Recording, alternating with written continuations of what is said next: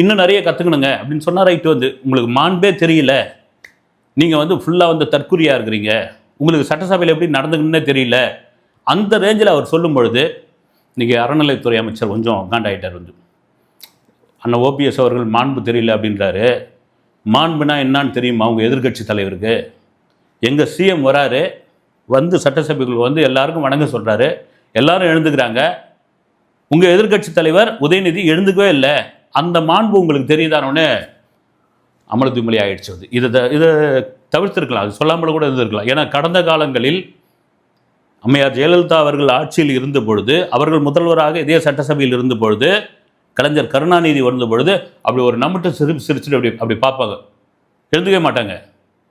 அதே போல் அந்த அம்மையார் வந்து வணங்க சொல்லும் போது இவரும் எழுந்துக்க மாட்டார். வந்து இப்போ என்ன சொல்கிறது, இந்த விவாதத்திற்கான ஒரு முற்றுப்புள்ளியை வச்சது முன்னாள் அமைச்சர் கே.என். நேரு தான். அவர் என்ன சொன்னார், கடந்த ஆட்சி காலத்தில் எங்கள் தலைவர், எங்கள் முதல்வர் ஸ்டாலின் வரும்பொழுது எதிர்கட்சி தலைவர் எழுந்துக்க மாட்டாங்க, சரி விடுங்க பஞ்சாயத்தை முடிங்க, அதோடு எழுந்துருங்க அப்படின்ற அளவுக்கு இன்றைக்கி ஆயிடுச்சு. மிக முக்கியமான ஒரு விஷயம், இன்று அந்த காரசாரமான விவாதத்தில் பல விஷயங்கள் பகிர்ந்து கொள்ளப்பட்டது. அதிலும் குறிப்பாக டிவிகே அமைச்சர்கள், டிவிகே எம்எல்ஏக்கள் கொஞ்சம் சூடாயிட்டாங்க. ஆனால் சூடு ஆக்குவாங்க, நீங்கள் ஆகக்கூடாது, உணர்ச்சி வசப்படக்கூடாது, கோபம் ஆகக்கூடாது. இது ரொம்ப முக்கியமான ஒரு விஷயம். கொஞ்சம் கொஞ்சமாக தான், ஒருவேளை இந்த லைவே இல்லைன்னா என்ன ஆகும் பாருங்க. அது நீங்கள் லைவ் இருக்க வச்சு தான் எதிர்கட்சிகள் கொஞ்சம் அடக்கி வாசிக்கிறாங்க, அதுதான் உண்மை.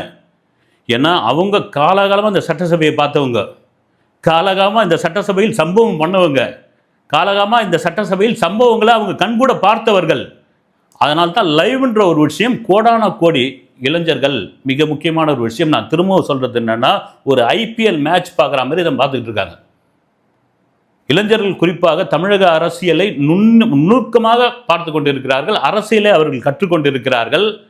அதனால் உங்களை ட்ரிகர் பண்ணுறாங்க. அவங்க அண்ணாத்தை நம்மக்கிட்ட மாட்டல, நாம தான் அண்ணாத்துக்கிட்ட மாட்டினோம் அப்படின்ற அளவுக்கு அவங்க கொண்டு வந்து சேர்க்க பார்க்குறாங்க. அதனால் கொஞ்சம் அடக்கி வாசிகள். இதையெல்லாம் மீறி ரொம்ப கண்ணியத்தோடு, ரொம்ப ஒரு என்ன சொல்கிறது, ரொம்ப பொறுமையோடு சிஎம் விஜய் அவர்கள் நடந்து கொள்கிறார், நடந்து கொண்டே இருக்கிறார் சட்டசபைகள். அது பெரிய வரவேற்கக்கூடிய ஒரு விஷயம். எந்த இடத்துல ஒரு துளி கூட கோபமாகலை, டென்ஷன் ஆகலை, எல்லாத்தையும் உன்னிப்பாக கவனிச்சிக்கிட்டு இருக்காரு. சட்டசபையில் உங்கள் அப்பாவை எங்கப்பா காணோம், உங்கள் அப்பா எங்கப்பா காணோம் அப்படின்ற ஒரு விஷயத்தை அவர் சாதாரணமாக கேட்டார். வந்து எங்கே காணோம், அவ்வளோ குதிச்சிங்களே அப்படின்னு. தமிழக பாஜகனுடைய தலைவர் நயினார் நாகேந்திரன், உங்கள் அப்பாவை காணோம் அப்படின்னா உங்கள் அம்மா கிட்ட போய் கேளு அப்படின்ட்டு எந்த விதத்தில் ஒரு சரியான ஒரு பதில். ஒரு தேசிய கட்சியினுடைய தமிழகத்தினுடைய தலைவராக இருக்கிறார். இந்த மாதிரியான வார்த்தைகளை, இந்த மாதிரியான சொற்றொடர்களை அவர்கள் பயன்படுத்தலாமா அப்படின்ற ஒரு கேள்வி இருக்கும் பொழுது அவர் வந்து இதில் என்னங்க இருக்குது வந்து